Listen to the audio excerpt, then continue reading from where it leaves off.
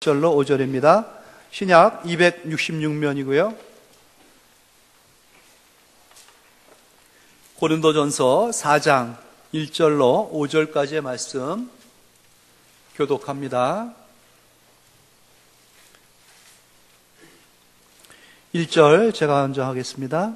사람이 마땅히 우리를 그리스도의 일꾼이요 하나님의 비밀을 맡은 자로 여길지어다.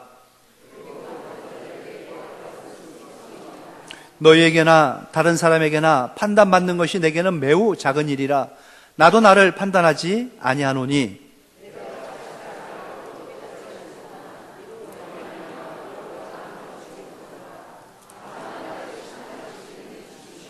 함께합니다. 그러므로 때가 이르기 전 곧 주께서 오시기까지 아무것도 판단하지 말라.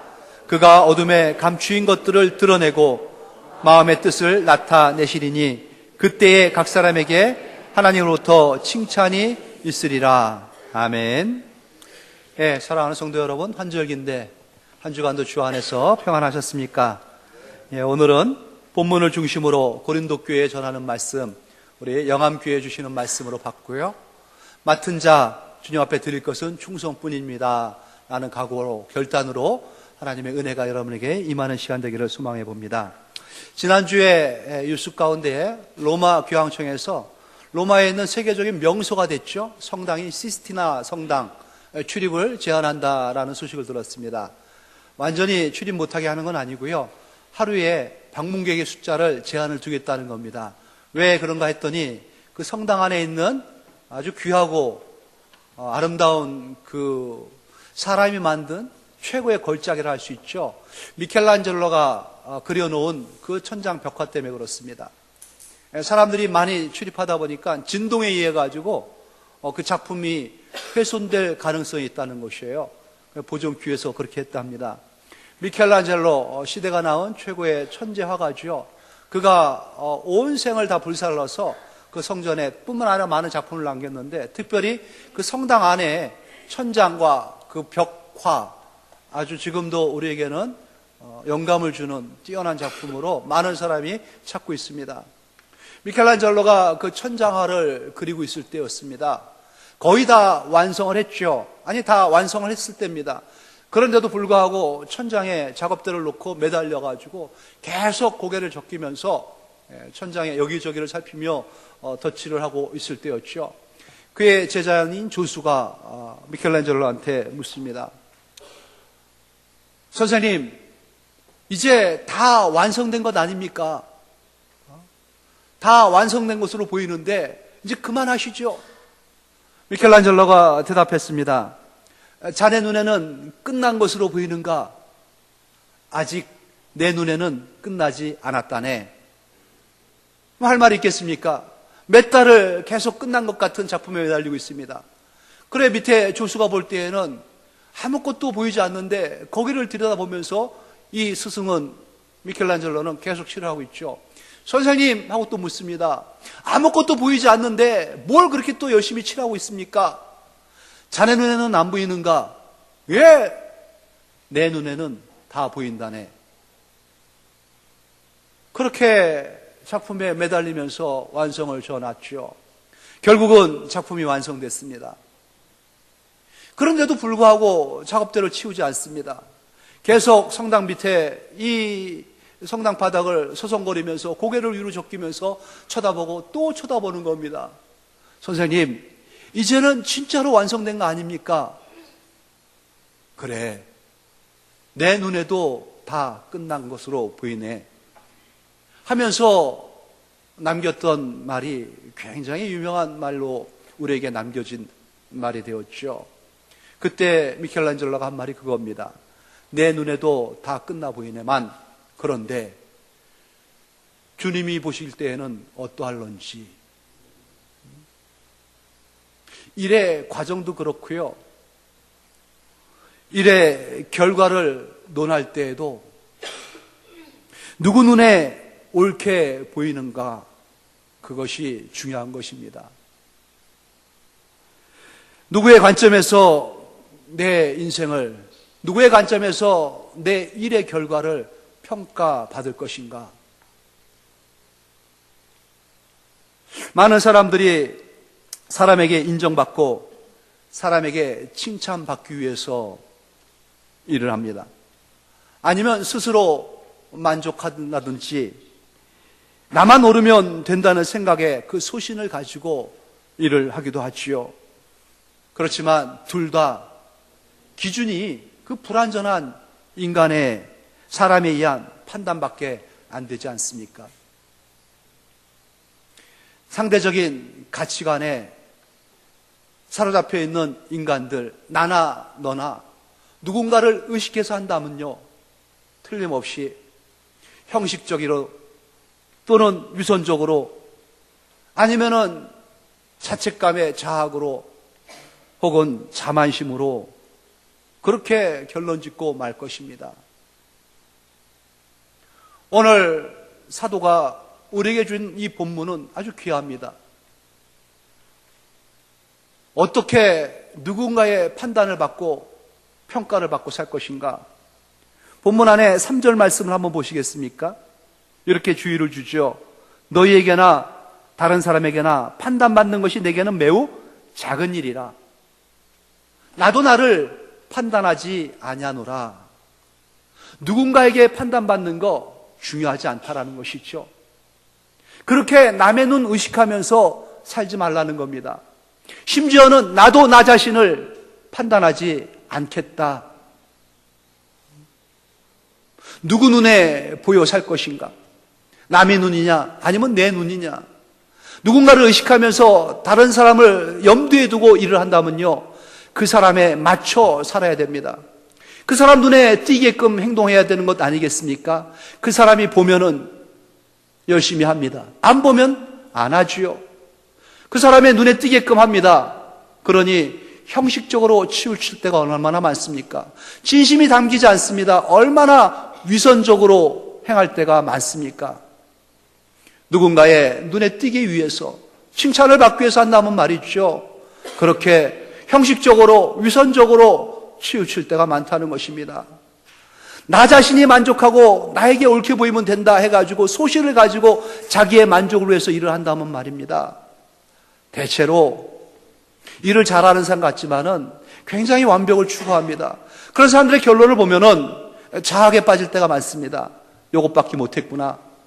아무리 했는데 이 정도밖에 안 되는구나. 나는 왜 이렇게 부족한 사람일까? 나는 하는 것마다 왜 이렇게 잘 안 될까? 하면서 스스로를 책망합니다. 자책에 빠져가지고 심한 좌절감에 사로잡히기도 하죠. 혹은 또 반대로 자만에 빠지는 사람도 많습니다. 자기 자신의 만족을 위해서 하니 이런 것 나 아니면 누가 할까? 나나 되니까 이쯤 하지. 이건 내가 한 거야.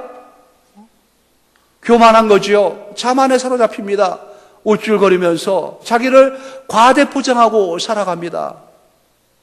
이거나 저거나 다 누구 눈에 또는 자기 자신의 만족을 위해서 살아간다면은, 의식하며 살아간다면은 그 평가는 늘 불완전한 것이고 온전함이 되지 못할 것입니다. 우리는 적어도 누구의 눈을 의식해야 됩니까? 우리를 부르시고 우리를 세우시고 우리에게 일을 맡기신 하나님이죠. 하나님 앞에 하나님을 의식하며 염두에 둔 그러한 인생이 되어야 되는 것입니다. 내 인생의 모든 것은요, 하나님에 의해서 판정되어지고 하나님에 의해서 평가되어야 된다는 것을 기억하시기 바랍니다. 나를 심판하실 분은 오직 주뿐이다 라는 것입니다. 오늘 사도가 준 본문 5절 말씀을 다시 한번 보시기 바랍니다. 그러므로 어떻게 하라고요? 그러므로 때가 이르기 전 곧 주께서 오시기까지 아무것도 판단하지 말라. 아무도 함부로 말하지 말라는 겁니다. 남이나 나나 마찬가지지요. 그가 어둠에 감추인 것들을 드러내고 마음의 뜻을 나타내시리니 그때에 각 사람에게 하나님으로부터 칭찬이 있으리라. 그때가 되면요, 백일하에 드러납니다. 은밀히 한 거, 숨어서 한 거, 왼손이 모르게 한 오른손이 하는 일, 큰 일이든 작은 일이든 다 하나님께서 들춰내시고요, 다 인정을 해준다는 겁니다. 칭찬하고 격려하고 주께로부터 상급이 주어지는 것이죠. 그날에 그 앞에 섰을 때 우리의 최종적 평가를 하실 그분 앞에서 떳떳하면 된다는 것입니다. 그것이 하나님의 사람으로 이 땅을 살아가는 사람들의 자세요, 의식 아니겠습니까? 오늘 이러한 말씀을 전해주고 있는 이 교회, 고린도 교회입니다. 지중해 그 그리스 남쪽 지방에 위치한 아주 화려한 항구 도시 고린도죠. 거기에 사도의 복음의 피의 복음의 뿌림으로 말미암아 교회가 시작된 겁니다. 바로 이 편지를 띄운 사도 바울의 시작이었죠. 왕성하게 복음이 불씨가 되어 퍼져나가기 시작했습니다. 1세기도 안 돼서 그리스 남쪽에 자리한 이 조그마한 항구 도시, 부패하고 타락한 도시가 교회로 말미암아 변화되기 시작했습니다. 많은 사람들이 교회로 몰려왔고요. 급격한 부흥을 맞이하게 됩니다. 그런데 그렇게 승승장구하던 교회가 어느새 정체기를 맞이하게 되고요.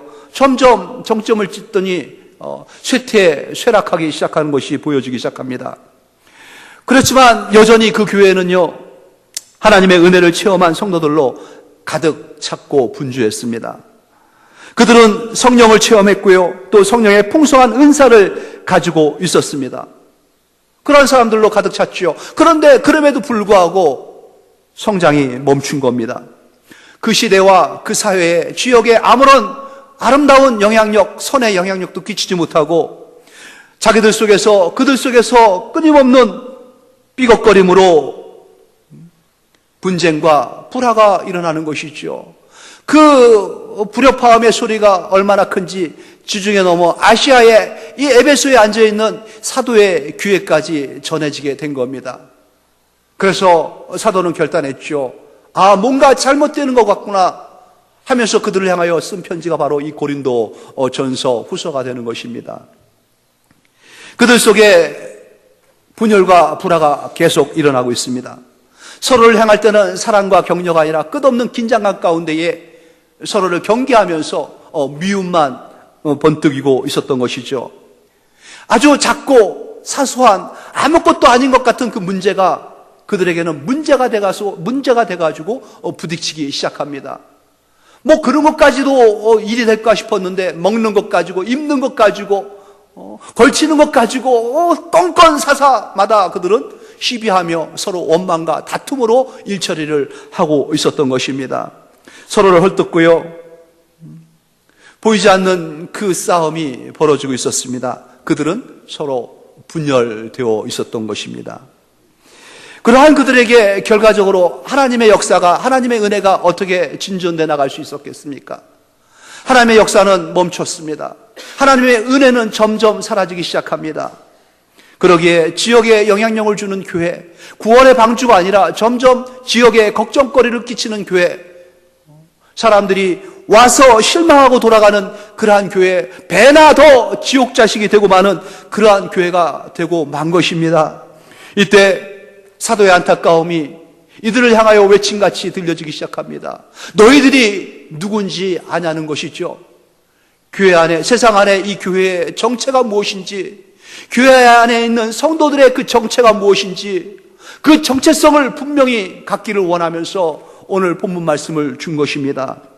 그렇습니다. 우리는 내가 누구인지를 알아야 됩니다. 나의 사명이 무엇인지를 알아야 됩니다. 어떻게 이런 것들을 감당해야 하는지, 사명자의 자세가 어떠해야 되는지를 분명히 해야 할 필요가 있는 것이죠.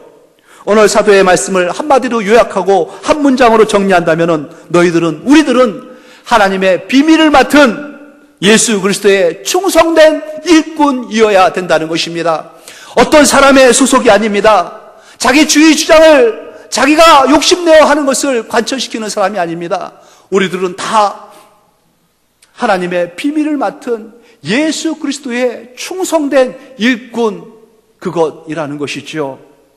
오늘 읽었던 본문의 1절 말씀을 다시 한번 생각하면서 읽어보겠습니다. 1절을 읽습니다. 시작. 사람이 마땅히 우리를 그리스도의 일꾼이요 하나님의 비밀을 맡은 자로 여길지어다. 그렇습니다. 충성된 일꾼이 되어가지고 하나님 앞에 이 충성을 맡은 자로서 충성을 드린다 하면은요, 분명하게 깨달아야 할 것이 있습니다. 우선적으로 자기 정체성을 분명히 해야 합니다.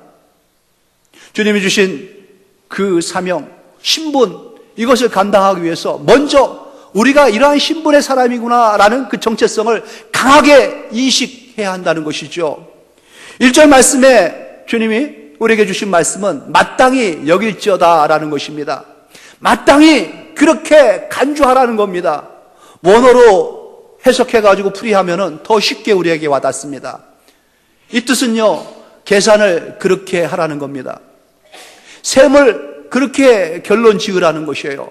아무리 계산기를 두들겨도 답은 하나라는 것입니다.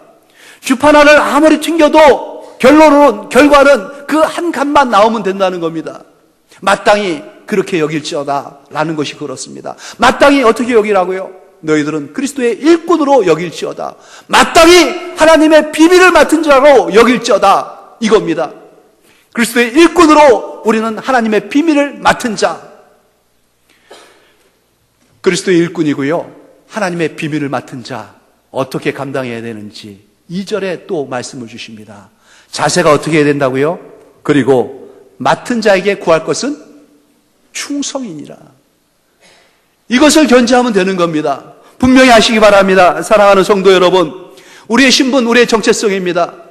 마땅히 그리스도의 일꾼이고 하나님의 비밀을 맡은 자로 나는 충성을 해야 하는구나, 이러한 결단으로 우리 인생을 일관하면 되는 것이죠. 그랬을 때 평가는 하나님께서 하시는 것이죠. 나는 누구입니까? 그리스도의 일꾼입니다. 나의 사명은 무엇입니까? 하나님의 비밀을 맡은 자입니다. 그러면 어떻게 이것을 감당해야 합니까? 충성해야 하는 것이죠. 바로 이겁니다. 사람 눈 의식하며 사람 잘 보이려고 하지 마십시오. 나 자신의 만족을 위해서 내 소신껏 하면 되지, 이런 말씀도 하지 마시기 바랍니다. 그리스도의 일꾼입니다. 하나님의 사명자입니다. 하나님께 충성해야 할 사람들이 바로 우리들이라는 것을 꼭 기억하시기 바랍니다. 마땅히 여기에 되는 하나님의 그 일꾼으로서 우리는 먼저 충성을 드리는 일꾼이 되기 위해서 그리스도의 일꾼의 위치를 분명히 해야 됩니다. 나의 위치, 나의 자리가 어디 있냐라는 것에 대한 인식을 가져야 되는 것이죠. 마땅히 그리스도의 일꾼이 우리의 위치입니다. 여기 일꾼이라는 말씀 계속해서 연속드리는 일꾼이죠. 오늘 이 일꾼까지 하면은 지금까지 4일꾼을 여러분한테 소개했습니다. 이렇게 말씀드리는 것은 성경의 원어에서는 이 일꾼이라는 단어가 다 다릅니다. 그런데 우리말 해석으로는 다 일꾼, 이렇게 번역이 된 것이죠. 처음에 여러분 하늘나라의 공무원과 같은 일꾼을 말씀드렸습니다. 신뢰를 받는 그 직분, 하늘나라의 일꾼, 제사장의 직분을 갖고 있었죠. 그러한 일꾼이었습니다. 두 번째 일꾼은 어떤 일꾼이었습니까? 땀을 흘리면서 생산 현장에서 또 들녘에서 추수하면서 열심히 일을 하는 추수꾼과 같은 일꾼, 그 일꾼이 있었습니다. 세 번째 일꾼은요, 집에서 먼지를 뒤집어 쓰면서 구석구석 청소하고 정리하고 주인의 식탁에서 식탁을 봉사하는 그러한 일꾼들을 소개했습니다. 오늘 4번째 일꾼이 바로 그리스도의 일꾼으로 소개하는 이 일꾼인데, 이 일꾼은 어떤 일꾼입니까? 배 밑창에서 노를 젓는 그 일꾼입니다.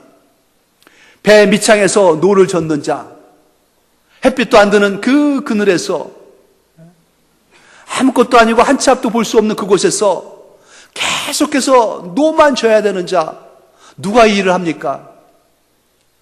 전쟁에서 진 포로들, 끌려온 포로들 중에서 아주 가장 낮게 취급받는 그 노예들, 그들만이 하는 겁니다. 근데 너는 그리스도의 노예고 너는 배 밑창에서 일을 해야 하는 사람이야, 교회의 그 허들의 일을 하는 사람이야 라고 명한 것이 아니라 사도는 고백하기를 내가 그런 사람이라는 거예요.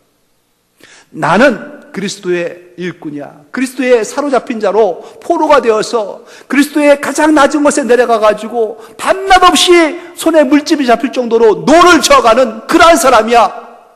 그게 바로 우리야 라고 소개하는 것이죠. 누가 이러한 일꾼이 될 수 있습니까? 겸손한 자가 될 수 있는 것이죠. 낮아져야 되는 겁니다. 예수님 같이 말이죠. 하늘 보좌를 내려놓고 이 땅에 오셨습니다. 신임에도 불구하고 인간을 입으셨습니다. 만왕의 왕, 만주의 주임에도 불구하고 십자가까지 낮아지셨고요. 십자가에 죽기까지 자기 자신을 낮추셨습니다. 낮아져야 됩니다. 낮은 곳을 가야 되고요. 섬길 줄 아는 사람이 되어야 됩니다. 그게 바로 그리스도의 일꾼이라는 것이지요. 겸손한 사람, 가장 밑바닥으로 내려가는 사람만이 주님의 일꾼으로 이 사역을 감당해 나갈 수가 있는 것입니다. 아무것도 아닌 일을 하는 겁니다. 하찮은 일이고요. 작은 일이고 적은 일입니다. 남이 인정도 안 해줍니다. 봐주지도 않습니다. 칭찬도 없고 격려도 없고요. 보상도 없습니다. 그럼에도 불구하고 그 자리로 내려가서 그 자리에 위치해서 그 자리를 지키며 그 일을 해야 하는 것, 그리스도의 일꾼입니다. 작은 일이라 생각하면서 함부로 하지 마십시오. 맡은 게 있다 그러면 그 일에 충성으로 하나님 앞에 드려야 됩니다. 물집이 다 벗겨져도 허리가 끊어지는 한이 있어도 내게 주신 일이다 그러면 아무도 인정을 안 해줘도 묵묵히 그 자리를 지키며 노를 져야 되는 것이죠. 사람은 몰라줘도 하나님은 아시죠. 하나님께서 인정을 해주시는 겁니다. 그러면 된 겁니다. 하나님이 봐주시고 하나님이 알아주신다면은 그러면은 끝난 거지요. 때가 있습니다. 하나님께서 모든 것을 보상해 줄 그때 말이죠. 마태복음 25장 21절에 하신 말씀이에요. 뭐라고 말씀하셨는지 아시죠? 그 주인이 이르되 잘하였도다 착하고 충성된 종아, 네가 작은 일에 충성하였음에 내가 많은 것을 내게 맡기리니 내 주인의 즐거움에 참여할지어다. 이거 한마디 들으면 되는 겁니다. 성도들은요, 그날에 그곳에서 주님께서 우리에게 오셔가지고 나를 껴안으시면서 내 머리를, 내 어깨를 다독이면서 참 잘했다,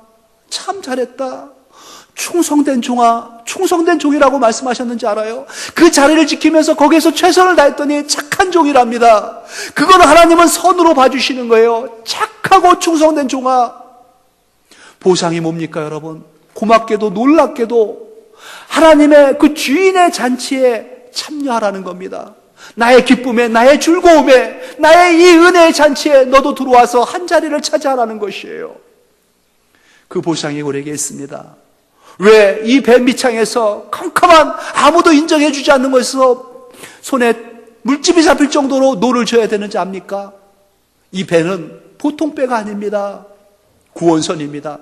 생명의 구원선이에요. 영혼을 구원하는 그러한 방주와 같은 배이기 때문에 그렇습니다.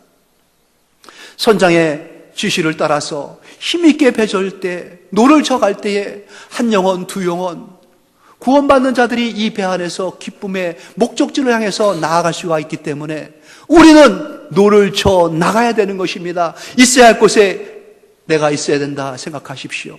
예배자의 자리에 있어야 됩니다. 소중함을 아시고요, 아무나 이 예배에 참여할 수가 없습니다. 찬양하는 자리에 있어야 됩니다. 아무 입에서나 찬양이 나오지 않습니다. 기도하는 자리에 있어야 됩니다. 누구나 다 기도할 수 있는 것이 아니지 않습니까? 주님께서 우리에게만 주신 겁니다. 선을 베푸는 자리에, 봉사하는 자리에, 아름다운 자리에, 은혜의 자리에, 베풀고 나누는 자리에마다 꼭 내가 있어야 되는 것이에요. 거기가 우리의 위치입니다. 복 있는 사람의 자리지요. 악인의 꾀를 쫓지 않습니다. 오만한 자리와 자와 자리를 함께하지 않습니다. 오직 하나님의 율법을, 말씀을 줄거하며 그 줄거하는 자들과 함께하는 자리, 그 자리에 내가 있어야 된다 생각하시기 바랍니다. 그러기에 충성은 다른 거 아닙니다. 있어야 할 곳에 있는 것이 충성이지요. 충성을 얘기할 때 꼭 드는 그러한 예화가 하나 있습니다. AD 79년이지요. 베스비우스, 이탈리아 남쪽에 있는 폼페이 인근에 있는 산이 대폭발로 화산을 뿌리기 시작했습니다. 용암이 흘러나오고요, 화산재로 뒤덮인 도시가 되고 말았습니다. 그런데 사람들은 전설로 생각했습니다. 폼페이가 화산에 잠겼다. 아무도 그 흔적을 발견하지 못했기 때문에 그렇죠. 1700년, 그 이후로 약 1700년이 흐르고 나서 드디어 고고학자들에 의해서 발굴이 되기 시작했습니다. 화산재가 3층 높이로 덮였습니다. 대단한 그러한 재앙의 위력 아니었겠습니까? 거기를 조심스럽게 파헤치면서 발굴하는데 아주 많은 문화와 문명이 거기서 있었음을 깨닫게 됐죠. 그런데 순식간에 덮친 화산재로 말미암아, 그 용암으로 말미암아 화석처럼 그 안에 있는 모든 것들이 굳어진 겁니다. 그리고 드러나기 시작했습니다. 사람의 모습들이 드러나는데 아주 그 모습들이 처참하지요. 두려움과 공포에 젖어서 도망가고 피하고 그들의 얼굴이 일거지고 그들의 몸이 상해 있는 모습들. 그런데 그 중에 한 화석이 발견됐는데 아주 놀랍게도 잘 보존되었습니다. 그의 얼굴에는 그렇게 근심 걱정도 없고요, 두려움에 사로잡히지도 않았습니다. 아주 눈을 부라리면서 한 곳을 응시하면서 서 있는 그 성의 보초병의 모습이었죠. 창을 들고 굳게 서 있는 그 모습, 그 모습이 아주 귀했습니다. 영국의 화가가 그 모습을 보면서 그림을 그렸지 않겠습니까? 그 보초병의 그림이었죠. 그 주변에 있는 그 환경들과 어울려져 가지고 굳건히 서 있는 보초병의 그림을 그리고 그 그림의 제목을 이렇게 저렇게 고민하다가 붙여놓은 게 바로 충성이었습니다. 그게 바로 충성이라는 거죠. 지금도 영국의 어느 미술관에 이 그림이 전시되어 있답니다. 충성, 있어야 할 곳에 굳게 자리를 지키고 있는 겁니다. 배비창이라 해도요, 허들의 일이라 해도요, 남이 뭘 알아주고 남이 인정해주지 않는 그러한 일이라 해도요, 묵묵히 거기에서 하나님 의식하고 하나님 바라보면서 있어야 할 곳에 있고 행할 곳에 행하는 것입니다. 그러면 마땅히 나는 하나님의 그리스도의 일꾼입니다 라고 생각하는 사람들이 해야 할 그 일꾼의 사명은 무엇입니까? 우리가 무엇에 충성하는 사람인가를 분명히 해야 됩니다. 하나님께서 일꾼인 우리에게 맡긴 것이 무엇입니까? 하나님 비밀이죠. 1절 말씀의 후반이에요. 마땅히 하나님의 비밀을 맡은 자로 여길지어다 라는 것입니다. 하나님의 비밀을 우리에게 맡겼습니다. 놀라운 일 아닌가요, 여러분? 아무한테나 비밀 말하고 다닙니까? 아니죠. 신뢰하는 사람한테, 믿을 만한 사람한테, 마음이 통하는 사람한테 비밀을 얘기하고요, 비밀을 맡길 수가 있는 겁니다. 하나님께서 우리에게 그 비밀을 맡겨주셨습니다. 비밀을 맡은 자가 된 거죠. 충분히 하나님께서 우리를 신뢰한다는 겁니다. 그렇다면 도대체 하나님의 비밀은 무엇입니까? 그 비밀이 무엇이길래 우리에게 맡긴 것이지요? 사도가 골로새 성도들을 통해서 전했던 골로새서에 아주 구체적으로 잘 드러나고 있습니다. 이 비밀은 만세와 만대로부터 감추어졌던 것인데 이제는 그의 성도들에게 나타났고 하나님이 그들로 말미암아 이 비밀의 영광이 이방인 가운데 얼마나 풍성한지를 알게 하려 하심이라. 이 비밀은 바로 너희 안에 계신 그리스도다라는 것이에요. 하나님의 만세전부터 온 우주 가운데 하나 있었던 비밀, 그런데 그게 드러났습니다. 뭐라고요? 하나님의 유일한 비밀, 예수 그리스도이시라는 것입니다. 그리스도는 영광의 소망이 되시는 그리스도, 하나님의 비밀을 드러내셨고요, 그 비밀을 우리에게, 나에게 맡겨주신 겁니다. 소중하게, 귀하게 이 비밀을 간직하면서 전해야 할 사람들, 나타내야 할 사람들, 그들에게 이 비밀을 전달해 주라는 것이죠. 바로 그리스도의 십자가에 못 박혀 죽으신 하나님의 독생자 예수 그리스도를 전하는 것입니다. 하나님의 비밀이 그 안에 감추어져 있었던 것이죠. 그 십자가에 감추인 비밀을 우리에게 깨닫게 해주시고 구원의 백성임을, 하나님의 자녀임을 확증시켜 주셨습니다. 이제 그 사명을 우리에게 맡기신 것이죠. 전하라라는 것입니다. 그래서 이 고린도 교회가 그 사명에 사로잡혀서 행해야 했어야 하는 것이죠. 앞서 1장 23절의 말씀을 한번 보시겠습니까? 1장 23절에 보면은요, 우리는 십자가에 못 박힌 그리스도를 전하니 유대인에게는 거리끼는 것이요 이방인에게는 미련한 것이로되, 미련하게 보고 꺼리끼게 여기지만은 그래도 이 소중한 비밀을 전할 수밖에 없는 겁니다. 이 그리스도의 비밀. 왜 그렇습니까? 24절을 같이 한번 읽습니다. 24절 시작. 오직 부르심을 받은 자들에게는 유대인이나 헬라인이나 그리스도는 하나님의 능력이요 하나님의 지혜니라. 하나님의 능력이 그리스도에게 있고요, 하나님의 지혜가 그리스도에게 있습니다. 구원이 그 안에 있기 때문에 이 그리스도를 전할 수밖에 없는 것이죠. 이것이 우리의 사명인 것입니다. 이 비밀을 우리에게 맡겨주셨습니다. 꺼리끼든지 미련하게 여기든지 그들이 무시하든지 개의치 말고 전하라는 것이죠. 충성해달라는 것입니다. 우리는 이 일에 맡은 자이고요, 이 일의 사명자입니다. 그리스도의 일꾼은요, 그리스도를 전하는 자들이 바로 그리스도의 일꾼인 것입니다. 이것을 교회에 맡겨준 것이에요. 그리고 우리에게 맡기면서 하신 말씀이 충성하라는 것이지요. 예수님께서 십자가에 못 박히시기 전에, 못 박히겠다는 그 예고의 말씀을 하시기 전에 사도 베드로에게 또 제자들에게 물었던 말씀 기억나시는지요? 너희들은 나를 누구라 하느냐? 주는 그리스도여 살아계신 하나님의 아들입니다. 바요나 시몬아, 네가 참 복되구나 하면서 이 베드로에게 하셨던 말씀, 주님이 가시고 나서 이 고백 위에, 너의 그 신앙 고백 위에 내가 교회를 세우겠다라는 약속을 하신 겁니다. 그리고 베드로에게, 교회에게 주신 게 뭔지 아시죠? 열쇠를 주셨습니다.